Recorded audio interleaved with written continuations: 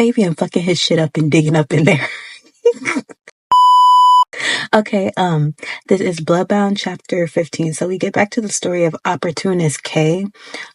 So it talks about basically Fabian's background after they found him, and he's using like extreme borderline abusive methods to find out what triggers his power.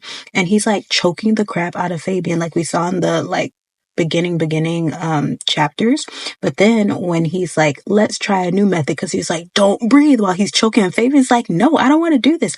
So Kay is like, okay. So he goes in for a kiss, and I think I don't know if Kay bites his own lip or Fabian bites his lip, but he does it enough so that Kay wants Fabian to taste his blood.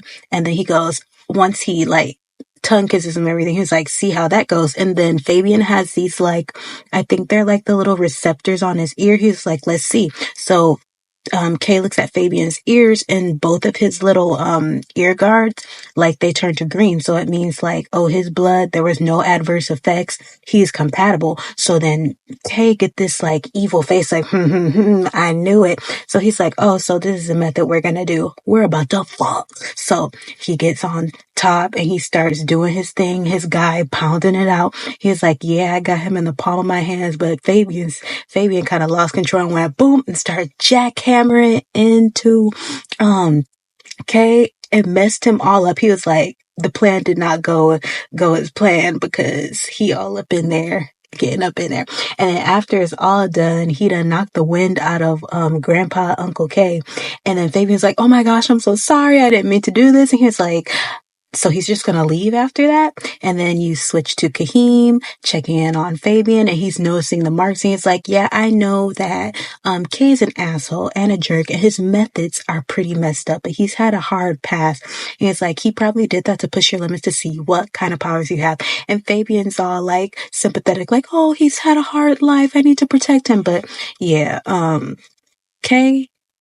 Kay is very much an opportunist. He thought he was gonna get Fabian like punch drunk on his bussy, and in turn, Fabian showed him who was the real master of Pound Town.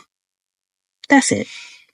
His boobie's so big that even the ghost on his head is shocked. His eyes went out like bazoonga. Okay, so this is Solid You Whole. We're on chapter 9. I feel like this is a little fluff filler. Jahyun wakes up from a nightmare, and I was kind of confused about what it was, but he gets to work and he's on his Cinderella grind, keeps grooving, but he keeps seeing these ghosts and spirits everywhere, and he's getting freaked out. He's like, I have to survive this. Until they find a new sacrifice in 3 months or 12 years, I can't do this. But everywhere he sweeps and cleans, he finds these little ghosts, and he's freaking out. But then he zooms in on one, because I think he stepped on him, and the ghost is like, he's like, I'm sorry. But then he picks up the ghost, and he realizes they're cute, and there's more than one, and they really are cute. And he basically probably adopts them as pets. He takes them all into the room, and then we get the Mugo personality, the devious one, the one who always wants to like always the one who wants to bang his pussy hole. We get him. He's like, okay, face down, butt up, serve your master. And then Jahyun's like, I don't want to. And that's when he like unbuttons his shirt and everything. And then the ghost is like, whoa, we didn't know you had those under there. And they're like mini little chibi looking things. But then like he starts growling. He's like, why are you hurting our friend? Why are you hurting our friend? And then the rest of them start looking up like, you want to fight? You want to take his booty when he said no? And then so Mugo gets annoyed. He's like, do you even know what you have around you? And then he's like, no, but they're cute, right? And like Mugo is over it. He's like, I'm not gonna get it. I'm not gonna get any like butt stuff done with these spirits around. So I'm out of here. And that's it. It was cute. The ghosts are so cute. The beef that Mugo has with these gummies is top tier comedy. Okay, so we're talking about Solo You Whole, chapter 10. Jahyun's going around the house saying what needs to be done. Everything's functioning, but it needs to be repaired. lecherous Mugo, which Jaehyun calls nasty Mugo, comes in and be like, what are you doing? He's like, I need to see what needs to be repaired. And he starts listing off all the things, and he talks about how he needs his omega suppressants. Turns out that the mansion that they are living in, or the whole thing, used to be a school after Korea was liberated, but then I guess they went bankrupt.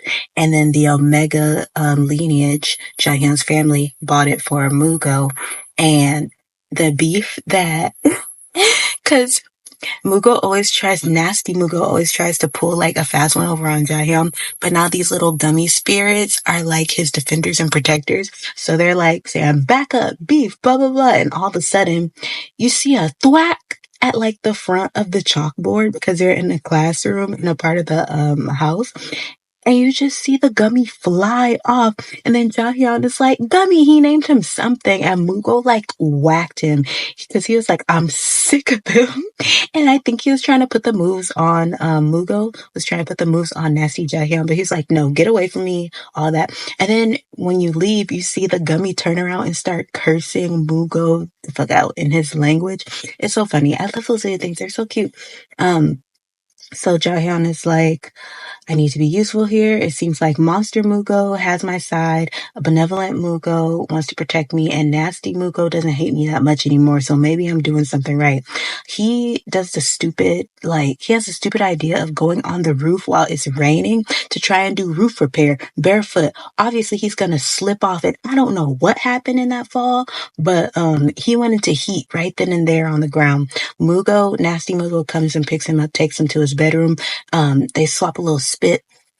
He gives him like venom to help the antibiotics so it won't hurt that much. And it was like green venom poison. And then all of a sudden, Jaehyun comes up and like kisses the crap out of him. And he's like, I don't know what's happening. I don't know what's going on. And Mugo is like, you're in your heat. And that's where it goes.